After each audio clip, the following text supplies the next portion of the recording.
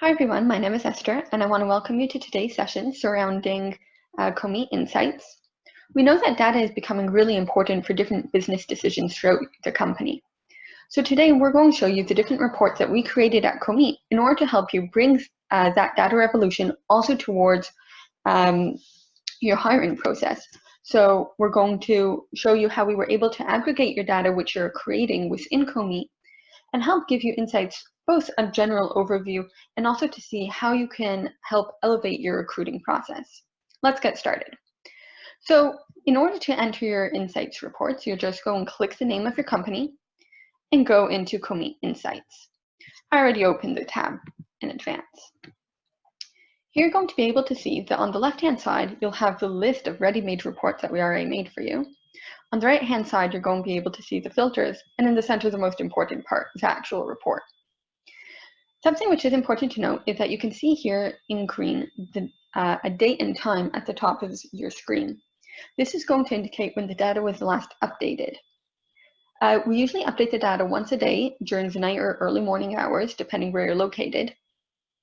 So you can always, so if you change something within Comeet, you might not necessarily see it update within the insights right away, but you will be able to see when the data was last updated. You'll probably need to wait for the next day. So in this first report, so we have the hiring dashboard. This is going to give you an overview of what the current status is. So at the top here, we have your open positions. So we have the open positions, your open openings, open positions by department and location, open positions by hiring manager and lead recruiter. If you ever want to filter, this is going to be a really great time to do it, right? Because when you look at a report, many times you don't want to see what's happening in the company in general. You might want to filter down and put your report within context. For instance, if you're in charge of a certain location, you might want to go and select that and filter. And now you're going to see the whole report in context of Madrid. If you want to, you'll also be able to see that that filter is now applied here on the right-hand side. If you want to remove that filter, you're going to be able to do that either by selecting the segment again, selecting clear selection, or removing it here from the filter.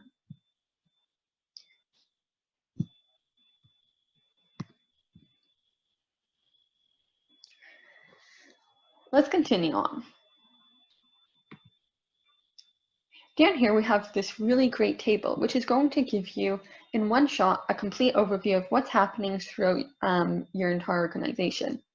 You're going to be able to see which positions are open, some raw data about them, such as location, department, hiring manager, and lead recruiter, as well as some aggregative data. For instance, what the most advanced step with pending candidates, so you can see how far along that position is, how many candidates are at that most advanced position, how many current openings you have for that position, and how many days open is the opening which was open the longest. So this is really going to give you a great overview of what's happening. But we know that you might not just want to look at it within Insights. Maybe you want to include this information in a report, for example. So we have a few ways in which you can download the data. If you want to download the entire report, you can either simply click PDF here on top, or the three dots at the top of the report and select download for image or PDF. But sometimes you just want to download only a certain widget. So you can do that if you hover over, you're going to select those three dots again and select download. And this is going to download just with the widget you're looking at. When you get to a table, sometimes you want to download the information as an Excel. Don't worry, we've got you covered. You just select the three dots, download, and you can download tables also as a CSV or an Excel. Great. So after this first part in which we focused on what are the open positions, the next part is going to look at what are on the current candidates. And we organize this from the most important to perhaps the least important. The most important are our new hires, those who we already hired but haven't started yet. The next part are upcoming interviews. These are interviews which have been scheduled but haven't happened yet. Next, we have candidates awaiting decision. So these are candidates who finished all of the steps in the workflow and are kind of just waiting for that final approval of do we want them or not. And you can see when the last status change was, so you can know how long they've been waiting in this situation. Next, we have advanced candidates. These are candidates who completed at least one interview, and you can see what step they're at and how many days they're waiting within that step. This is going to give you a really great indication to make sure that you're not forgetting anyone. Next, we have qualified candidates. They are those who require attention since they passed their screening and have been waiting for over 4 days with no scheduled interview.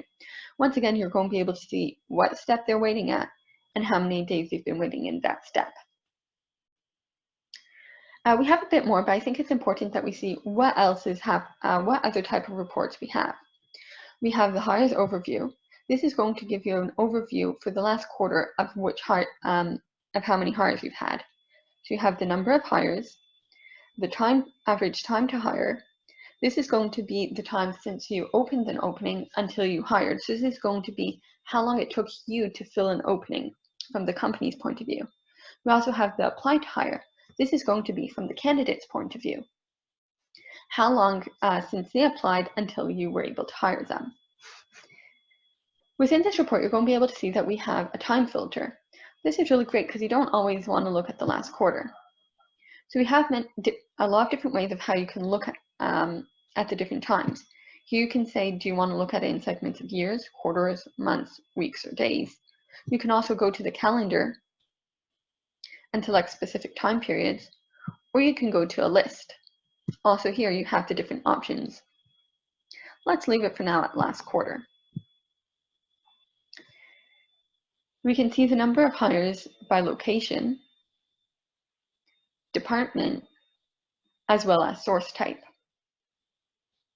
Lastly, we have a breakdown table, so you can see exactly where all this information is coming from. It's important to note that whenever we have a candidate name, we're also going to include a link. So you can just select it and it will take you to that candidate card within Comeet itself. Moving on to the sources overview. It's also really important to see where you're getting, what sources you're getting your information from. And this is one way where you can see how much effort you're putting into candidates that you're getting from a certain source, and are they really qualified candidates? So here we're looking at the number of candidates added by source type. If you scroll down to the table, you'll be able to see per source, we're going to show you how many candidates they added, how many of them completed screening, that's going to be the first go, no go, usually CV screening, how many of them passed that initial screening, that's going to be those who got a go on the go, no go, and the percentage who were qualified. That's going to be the number of people who passed the screening divided by those who completed the screening. Here we obviously have low numbers since we're looking at the demo account, but let's see what we can do with it. For instance, if you find a source that looks like they have a bit of a low percentage and you want to see, kind of break that down a bit more. So for instance, top hire. Let's break them down a bit more. So we go to source name and we're filtering for them.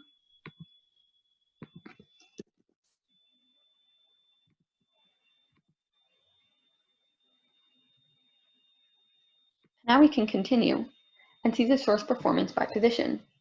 This is really important because we know that just because a source has a low percentage, it could be that they're really good for certain departments or for certain type of positions, but aren't good for other departments. So we want to allow you to kind of see that breakdown so that you'll be able to make a more informed decision. Let's move on to rejected candidates. Here we want to see which candidates you're rejecting and why. So here we're looking at the last 2 quarters. So we can see the number of candidates who you rejected, the rejection reason, and this is obviously something which you can control. What are the different options of rejection reasons, which your recruiters and managers can choose from? If you want more information about that, please feel free to look up our support article or reach out to our support team. What's really interesting is if you combine the rejection reasons along with the candidates who were rejected at a certain step. So for instance, if you have phone interview and you want to see, and you know that the phone interview is the next step. So you can select that. That's going to filter the entire report, including the rejection reasons. And then you can see what the breakdown of reasons is.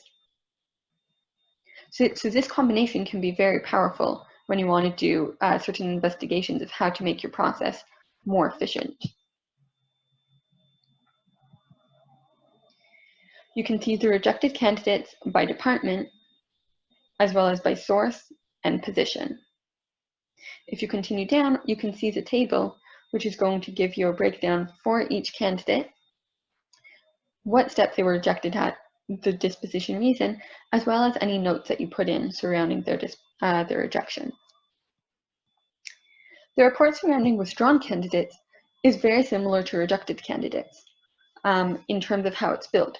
However, in terms of the insights which you can get, it's obviously going to be different, since the rejected candidates are candidates who you rejected, and you want to see how could we have rejected them even earlier.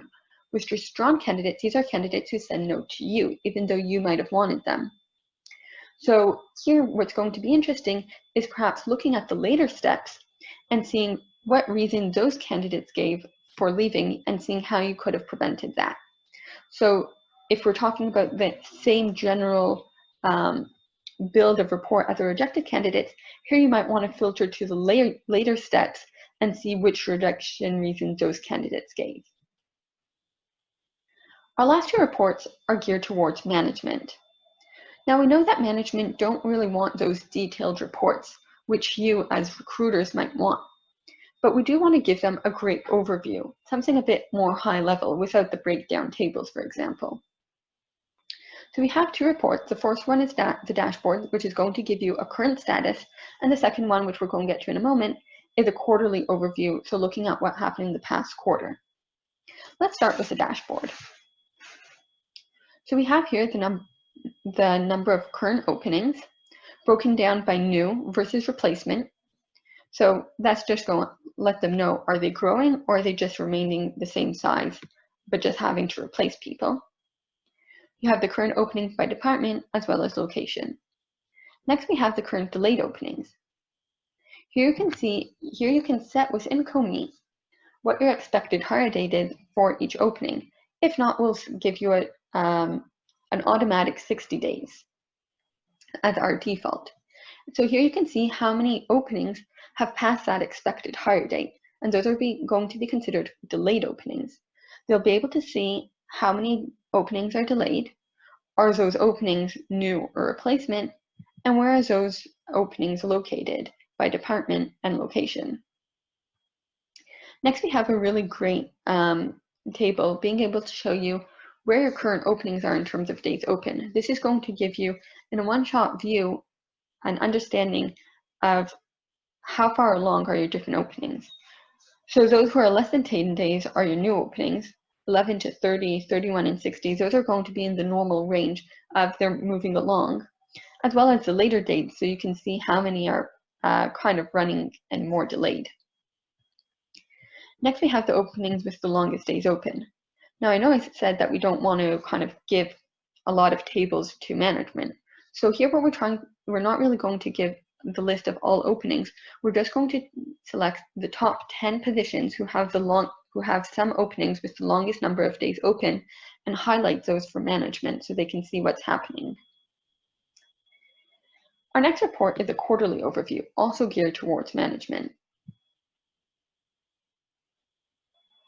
So here we can see for the last quarter, how many candidates were hired compared to the hires over time. Were those hires new or replacement, hires by department and by location. We can also see a hiring plan status. So this is going to be based on the expected hire date that you submit, or by our default 60 days.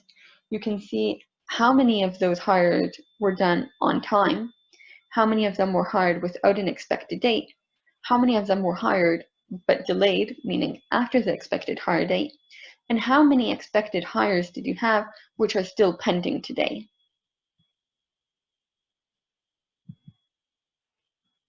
Next, we have the time to hire. Since this is a really important metric to know, we want to really highlight this and show it. And you can also see it over time, so that if you make it as a goal for yourself to reduce your time to hire, you're going to be able to see how you advance over time in that goal. We also have the time to hire by department, with this gray circle is going to be the number of hires, just to put things into context. We also have the time to hire by location and by location. The last part of the graph are the hires by source, by source type. So we know that the source is really important for management. So this is something that we also want to make very clear to them, as well as having the 3 KPIs that we find that many people are most interested in really highlighted here. So allowing them to see how many of those hires were done by agencies, how many by referrals, and how many by active search. I hope that that gave you a really great overview of what type of insights you can get from our system. We're obviously here if you have any questions regarding this. And I wish you happy recruiting. Thanks.